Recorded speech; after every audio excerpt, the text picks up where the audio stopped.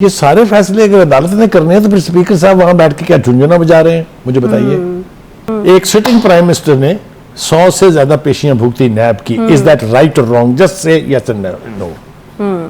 जब आपने उसको निकाला, उसको कहा you can not be head of the party, party के ओहदे से हटाया, हट गए वो। कोई एहतजाज, कहीं से कोई रेजिस्टेंस, कहीं से मजारे, कहीं से किसी ने कहा हो कि आके घुस के दिखाओ जवान पार्क में, हुआ ये। बहुत सारे केसेस के मैं हवाले दे सकता हूं। निहाल हाशमी डिस्क्वालीफाई हुए, जो कहा था उसकी सजा मिल गई ना। उसके बाद तलाल चौधरी, जो कहा था सजा मिल गई ना। सही। उसके बाद दानियाल अजीज, जो कहा था सजा मिल गई ना। और यहां एक बंदा जो है सुन तक दुश्मनाम तराजी कर रहा है, आपकी सेहत पर कोई असर ही नहीं है। माशाल्लाह जी। अब आ जाइए आप इसकी तरफ, आप देख लें क्या तमाशा चल रहा है। कल से आपके बिल्कुल सामने है। कल हमें बताया गया, हमें लगा ये कि नहीं, जज साहब जो है वो भिपर गए हैं और उन्होंने कहा ऐसी की तैसी खान साहब को आना पड़ेगा। फिर उसके बाद उन्होंने घंटों के हिसाब से रिलीफ देने शुरू किए। फिर वो मामला आज पे टल गया। आज सुबह 9 बजे शुरू होना था। उन खान साहब ने कहा तो हु आर यू, मैं तो नहीं आना। फिर उन्होंने कहा अच्छा 12 बजे आ जाए, उनके मैं नहीं आना। उन्होंने कभी जज कह रहे हैं कि वो नहीं आ सकते, कभी डॉक्टर कह रहे हैं वो नहीं आ सकते। गवाहियां मौजूद हैं। वीडियो एक निकल गई थी कि वहां ट्रेडमिल के ऊपर दौड़ लगाई जाती है लेकिन चल नहीं सकते वो। तो जज ने कहा कि आप ऐसे करें, एम्बुलेंस पे आ जाएं, स्ट्रेचर पे आ जाएं। उन्हें कहा मैं नहीं आना।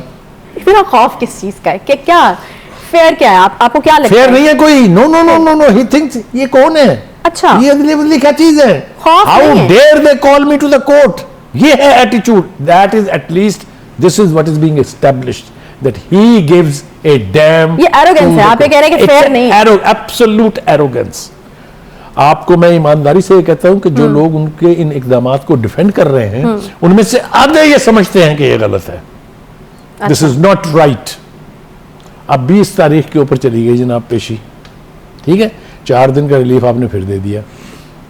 अब इस बीच में पता चलेगा कि इसके खिलाफ वो चले गए सुप्रीम कोर्ट में। हमने देखा लाहौर में ये हुआ कि पटिशन तैयार नहीं थी और सुप्रीम कोर्ट की जो रजिस्ट्री है वो खुली पड़ी थी। आपको याद नहीं जब दीवारें फलांग के अंदर गए थे? अच्छा क्या मतलब? अच्छा का मतलब जी। हाँ। तो मेरा कहने का मतलब ये है, हाँ। मेरा कंसर्न ये है, मैं आज जहां से चिल्ला रहा हूं वो ये है कि मेरी अदलिया की अजमत बरकरार रहनी चाहिए। और वो चाहे इमरान खान साहब हो या कोई भी धन्ने खान हो, उसको अदालतों के सामने सबमिट करना चाहिए। अगर इमरान खान साहब ये समझते हैं कि उनके खिलाफ ये केसेस जाली बन रहे हैं या उनको फंसाने की कोशिश की गई है, तो ये अदलिया इंसाफ करेगी। उन्हें ये तवक्का होनी चाहिए। अब तक उन्हें इंसाफ के सिवा कुछ नहीं मिला इनसे। अच्छा बुखारी साहब, फिर अजमत तो इस तरीके से भी बरकरार रहेगी ना कि फिर अगर एक तरफ एरोगेंस चल रही है खान साहब की और आप कह रहे हैं कि उनको कोई फेयर भी नहीं है गिरफ्तारी का, तो फिर गिरफ्तारी के ऑर्डर्स हो भी सकते हैं। राना सनाला साहब ने भी आज कहा कि अब इमरान खान साहब को बाहर रखना जो है वो काबिल कबूल नहीं है। तो देखिए, राना साहब ने तो और भी बहुत कुछ कहा है, अगर आप उसकी इजाजत दे दें मुझे। राना साहब ने कहा मैं इनको गिरफ्तार करना चाहता था जब ये 25 मई को आए थे। अच्छा। फिर उन्होंने कहा जब ये 26 नवंबर को आए थे मैं तब भी गिरफ्तार करना चाहता था। और वो ये कह रहे हैं कि अब उनकी गिरफ्तारी होनी चाहिए। और अगर 20 फरवरी को जमानत मंसूख हो जाती है, नहीं ग्रांट की जाती, जो कि मुझे यकीन है कि हो जाएगी ग्रांट, तो इनकी गिरफ्तारी होगी। इन्हें डरना नहीं चाहिए, इसलिए कि वो समझते हैं कि वो एक सच्चे इंसान है। वो ये समझते हैं कि उन्होंने कोई गलत काम नहीं किया है, तो फिर डर काहे का? तो अब 2 बातों में से एक तय हो जानी चाहिए, ये बहुत बहादुर है या बहुत बुज़दिल है। अगर बहादुर है तो ही शुड फेस। वो खुद ही तो कहते हैं कि कानून बड़े और छोटे के लिए एक सा होना चाहिए। Then why should he be an exception? Imran Khan और आजम खान की जिसमें वो कह रहे हैं कि हम खेल लेंगे इस साइफर से, किसी ने लिया नोटिस उसका? चले, मैं कहता हूं अदालतें यही कह दें कि ये झूठी है, साबित करवा दे फोरेंसिक के जरिए कि झूठी है। हुआ कोई एक्शन? कोई नहीं। शौकत तरीन और तैमूर झगड़ा, जो उकसा रहे हैं उनसे कि आप खत लिख दें IMF को ताकि पाकिस्तान की इकोनॉमी का बेड़ा गर्क हो जाए। हुआ कोई एक्शन? यहां तो होश नहीं आती किसी को भी। इजलास कब होना है, इस्तीफे मंजूर होने हैं कि नहीं होने हैं, वो उसके पेट में दर्द सबको है। तो अब इस लीक्स का क्या होगा? ये जो देखिए, इसके ऊपर बहुत सूरत के साथ एक्शन लेना चाहिए अदलिया को, क्योंकि अदलिया के ऊपर भी सवाल उठ रहा है। सवाल ही अदलिया पर उठ रहा है। मुझे तवक्को है इस दफा कि ये कोई ना कोई इसके ऊपर एक्शन हो जाएगा, इसलिए कि पहली दफा खुद अदलिया फंसी है। ठीक है, मैं नाम लेना नहीं चाहता हूं यहाँ, राना सनाउल्लाह ने भी बड़ी दानिशमंदी से काम लिया है कि उन्होंने वो पार्ट जो है जो अदलिया से रिलेटेड है उसकी वीडियो ऑडियो नहीं सुनवाई है, अच्छा। क्योंकि वो कहते हैं कि जब तक फोरेंसिक ना हो नहीं करनी चाहिए। मैं भी यही कह रहा हूँ, लेकिन इसके ऊपर भी अगर खामोशी छा गई, इसके ऊपर भी अगर चुप साध ली गई, तो फिर हम खड़े कहाँ हैं? हम करना क्या चाह रहे हैं? मतलब एक वर्स्ट मिलिट्री डिक्टेटरशिप में क्या होता है कि वो सियासतदानों को गंदा करते हैं, वो कहते हैं इनको हुकूमत चलानी नहीं आती, वो कहते हैं नाहल है, एक रडर ड्रायर चलाना है, ये करप्ट है। ये कुछ अदलिया कर रही है। तो मेरे ख्याल से ये डिमार्केशन अब क्लियर होनी चाहिए और अदलिया को अपनी रेपुटेशन की खातिर, देखिए ना वो जो उनकी रेटिंग है वो मैंने थोड़ी तय की है, सही, वो तो फैसले तय करते हैं ना। उनको अपनी अजमत को बरकरार रखने की खातिर इस किस्म की चीजों के ऊपर एक्शन इनिशिएट करना पड़ेगा। छोड़ दीजिए ये कि स्पीकर ने इस्तीफे मंजूर करने हैं कि नहीं करने हैं, छोड़ दीजिए ये कि ये इजलास किस दिन होना है, कब होगा। आज मैं उसके ऊपर हम आएंगे जो आपको एक और मिसाल मुझे देनी है, लेकिन मैं इस ऑडियो के हवाले से दो बातें और अर्ज करना चाहता हूँ। क्या हो रहा है इसमें? जिस करप्शन को खत्म करने की अदलिया जिम्मेदार है और जिम्मेदारी लेती है और समझती है कि मेरा फर्ज है, इसके अंदर कितनी बड़ी दास्तान बयान हुई है। इसके अंदर एक जो है वो सेक्रेटरी हैं असेंबली के, इसके अंदर एक जो है वो बहुत ही चहेती खातून है जिसका नाम गोगी है। सही। इसके अंदर क्या नहीं है भाई? Let us start from the first step. एक तो कदम उठा लें ताकि पता लगे कि फराह गोगी ने क्या किया था, पता लग गया कि वो जिसका नाम लिया जा रहा है सेक्रेटरी असेंबली का उसने क्या किया था। और अदलिया को अपनी रेपुटेशन के तहफ्फुज में इसे आखिरी मंतकी इंजाम तक पहुंचाना चाहिए कि किसको किसने क्या कहा, उसके ऊपर किसने क्या जवाब दिया, उसके ऊपर किस तरह से अमल हुआ। ये बहुत खौफनाक मंजरनामा है।